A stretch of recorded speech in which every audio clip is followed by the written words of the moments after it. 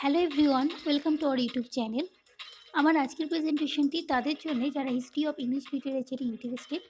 এই ভিডিওটির মাধ্যমে আমি একটি কমপ্লিট এসে টাইপ কোশ্চেন 20 মার্কসের নোট প্রোভাইড করতে চলেছি about Anglo section or old English pros, যেটি নেতাজি সুভাষ ওপেন ইউনিভার্সিটি সহ ক্যালকাটা, কল্যাণী, ওয়েস্ট বেঙ্গল স্টেট ইউনিভার্সিটির বিএপিডিপি কোর্সের ফার্স্ট ইয়ারে ফ্রিকুয়েন্টলি এই কোশ্চেনটি কখনো 20 মার্ক আবার কখনো 12 মার্কের এক্সাম পেপারে এসে থাকে। তো ভিডিও শুরু করার আগে Anglo section or old English pros এই টপিকটির উপরে কী কী ধরনের কোশ্চেন্স আসে এক্সামে সেগুলি বলবো। Discuss and write a brief essay on variety of Anglo Saxon prose. Write a critical essay on the development of Anglo Saxon prose. Assess trace the development of Anglo Saxon prose, the development of prose in the Anglo Saxon period. তো এই কোশ্চেনগুলি আসে। এই সব কোশ্চেন্সের জন্য একটি মাত্র notes পড়লেই cover হয়ে যাবে। তো দেরি না করে শুরু করা যাক। প্রথমে আমি ইন্ট্রোডাক্টরি পার্ট বলবো। In most languages pros writing developed as a medium for the preservation and transmission of useful information. Preservation মানে সংরক্ষণ, ট্রান্সমিশন মানে হস্তান্তরণ। Early prose is nearly always utilitarian. It records what people need to know and remember accurately. That this is as true of Old English prose can be shown by listening the kinds that have survived. Utilitarian মানে উপযোগিতাবাদ। About Anglo-Saxon prose, two specific features must be noted. In the very first place, it has an essential national appearance. In the second place, it is much closer to modern English than Anglo-Saxon poetry is. Anglo-Saxon literary prose dates from the latter part of the Anglo-Saxon period. Prose was written in the Latin before the reign of King Alfred, reigned 1871 to 99. Basically, with Alfred the Great, Anglo-Saxon prose marks the true beginning. The three great prose writers of this period are King Alfred, Alfric and Ulstein. এই গেল introductory part. এবার এই dominant ফিগারগুলোর সম্পর্কে এক এক করে আলোচনা করব। Alfred 1849 to 1899. Alfred the Great is rightly called the father of English prose. The birth and development of English literary prose owes much to Alfred, who was determined to build up anew and afresh that flourishing civilization which the Danish invaders tried to demolish. The writings of Alfred and his men were primarily designed to use the mother tongue rather than Latin as the lingua franca in schools and Latin education. He made important Latin words available to his subjects in the vernacular and thereby established English as the national language of public instruction. English, he urged, should be the basic vehicle for teaching. The 5 books which Alfred laboriously translated himself or directed others to translate are briefly discussed in below. Gregory's Pastoral Care. It is a religious work which discusses the essentials of Christianity. It is to be noted that in the preface of it, Alfred said by the laity to know their history of their country. This ecclesiastical history of the English people. It was originally composed in Latin. It begins with invasion of British Isles by Roman forces, such as it is considered one of the most important historical records documenting Roman rule, Anglo-Saxon settlement, and the evolution of the church on the island. 3 number writing. Orosius' History of the World. It is a study of the world from various aspects. His accounts of geography, the language and places of Germany make the reading interesting. Alfred's desire was to see people acquainted not only with the country's story but also was that of the world beyond. Then Boethius's Deconsolation Philosophy. It is a philosophical work based on ideas chiefly derived from the Platonic thought. It is a fine study of the sorrows and sufferings of human life and the way of their consolation. It is written in the form of dialogue between Boethius and philosophy. Boethius also has written in the prison in order to console his soul in the dire hour of dissection and isolation. তো dissection মানে শোচনীয় অবস্থা। আর Dier মানে মানে ভয়ানক, ভীষণ, খারাপ। Here we find Alfred's deep faith in Christianity, which is reflected in his translation.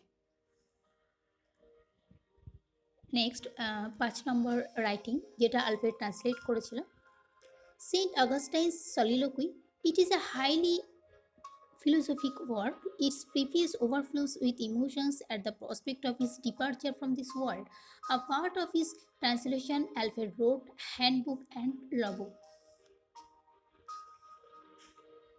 এবার অ্যালফ্রেডের concluding part.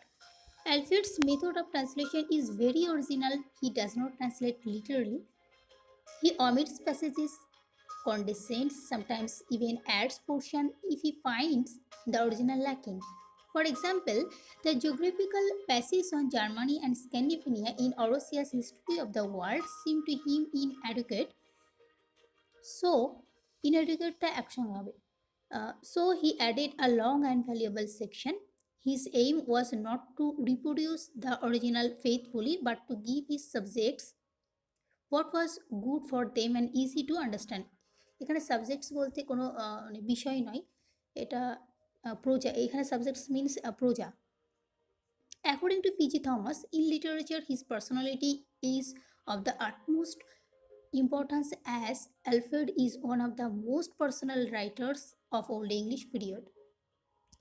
Then Alfred, c. 1955 to 2010. Alfred was a scholar of monastic school founded by Athelot at Abingdon. He then became an abbot of Ensam in 1005. He was prolific writer in Old English of hagiography, homilies, biblical commentaries, and other genres. He was also known variously as Alfric the Grammarian, Alfric of Center, and Alfric the Homilist. Among his writings, Colloquium and Catholic Homilies deserve particular mention. Basically, these writings have established his name as one of the architects of Anglo-Saxon prose. Architects means স্থপতি।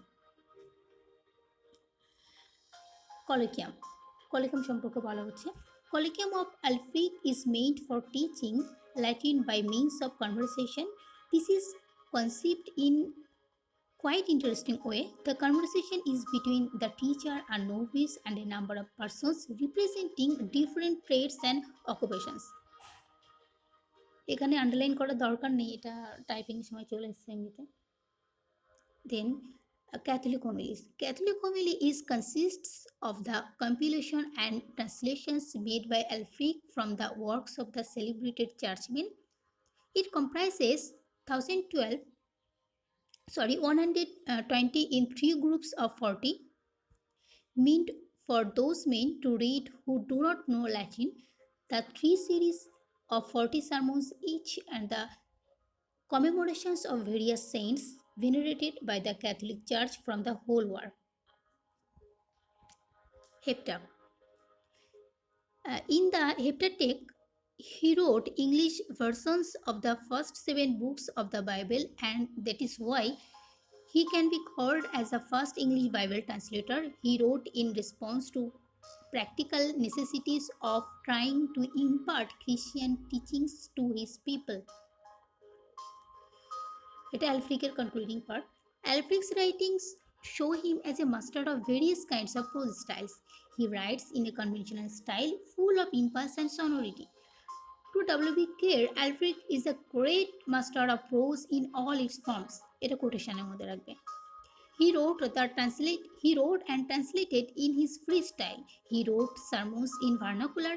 Alfric's ordinary prose is lucid, fluent, marked by repetition of words for emphasis, rhythmic balances, and some alliterations intended to emphasize the dominant concepts. According to Claudio Leonardi, he represented the highest pinnacle of Benedictine Reform and Anglo-Saxon literature. Then Wulfstan, who was the Archbishop of York, was first of all preacher. He preaches rather than teaches. Preach মানে ধর্ম প্রচার করা। Wulfstan wrote a large number of homilies. হোমিলিস হচ্ছে ধর্মীয় সংক্রান্ত লেখা। আর arc bishop মানে প্রধান যিনি bishop. From literary point of view, however, his most famous homily, written probably in the year 1014,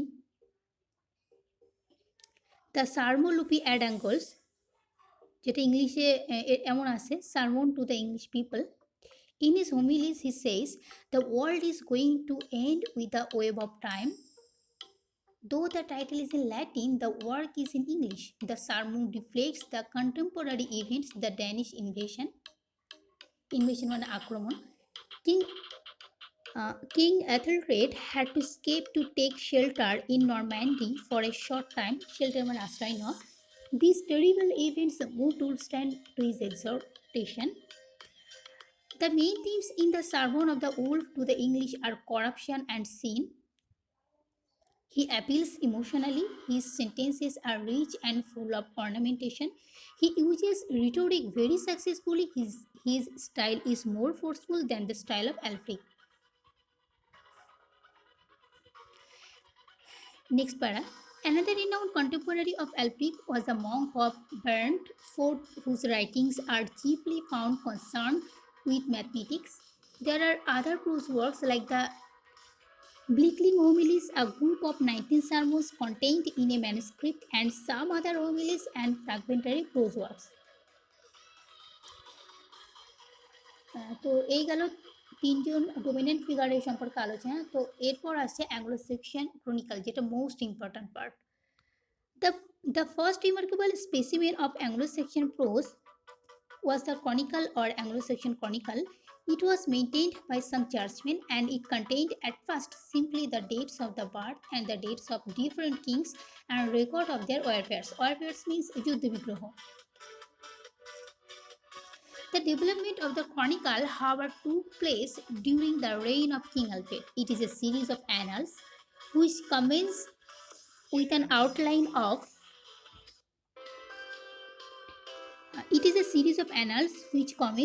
outline of English history from Julius Caesar's invasion towards the middle of the 5th century and continues to 1154. These annals lack artistic effects. The earlier annals, in particular, are mere lists of events and not narrative accounts. তো এখানে annals মানে কাহিনী। When the chronicle touches Alfred's own reign মানে রাজত্বকাল, the dry chronicle becomes an interesting and connected story. The writers here have successfully done away with the monotony peculiar to annalistic writing. The Anglo-Saxon Chronicle is the best monument of early English prose that is left to the English. It contains here and there some lovely and exciting poems like the Battle of Bunandu, the Battle of Maldon. From a historical point of view, says P.G. Thomas, the Chronicle was the first national continuous history of a Western nation in its own language. From a literary point of view, it was the first great book in English prose. তো এই গেল হচ্ছে Anglo section ক্রনিক্যাল। দেন এটা concluding part total কোশ্চেনটা। In all languages, poetry makes its appearance before prose, and that was also true about Anglo-Saxon literature. English literary prose developed actually as late as 19th century under King Alfred's patronage. Patronage means পৃষ্ঠপোষকতা করা অর্থাৎ উৎসাহিত করা। Alfred and Wulfstan are the most prominent prose writers of the Anglo-Saxon period. To conclude, Anglo-Saxon prose writings are very important in English literature. It shows the primary stage of prose writing and influence of religion over English. Like Anglo-Saxon poetry, Anglo-Saxon prose was reached by the Norman conquest of 1066. The prose literature of England was silent for more than 100 years. Anglo-Saxon prose works are of historic as well as literary interest, as they provide an excellent record of the founding and early development of the church in England and also reflect the introduction and early influence of the Latin European culture. তো এখানে founding and পরের প্যারাতে চলেছে, এটা কিন্তু প্যারা হবে না, একই লাইনে হবে। তো এই ছিল টোটাল ভিডিওটি। আই হোপ ভিডিওটি তোমাদের হেল্প করবে। যদি হেল্প হয়ে থাকে এবং আর কোন টপিকের উপর নোটস তোমরা পেতে চাও তা নিচে কমেন্ট বক্সে লিখতে ভুলো না। আজ এটুকুই, দেখা হবে নেক্সট ভিডিওতে। ততক্ষণে ভালো থেকো, সুস্থ থেকো।